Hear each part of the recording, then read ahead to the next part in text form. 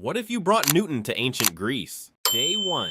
Newton suddenly appears in ancient Athens, shocking everyone in the agora. Socrates notices the strange man in dark scholar clothes and steps closer. The two finally stand face to face as the crowd watches in silence. Day 2. Newton introduces himself and begins explaining ideas no one in Greece has ever heard before. He opens a scroll filled with strange equations and symbols. Socrates questions him immediately, challenging every word. Day 3. Newton lifts an apple and introduces the idea of gravity to ancient Greece. He draws force lines in the dust while Socrates and the students gather around. The crowd reacts with shock as they begin to understand his theory. Day 4. Socrates publicly challenges Newton in front of the entire agora.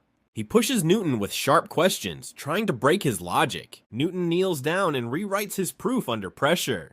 Day 5. Newton launches a live motion experiment using ramps, spheres, and marked lines in the dust. A rolling object proves his point as the students lean in to watch. Socrates stares at the final result, silent for the first time. Day 6. The people of Greece begin to understand Newton's ideas. Students gather around him, eager to learn more.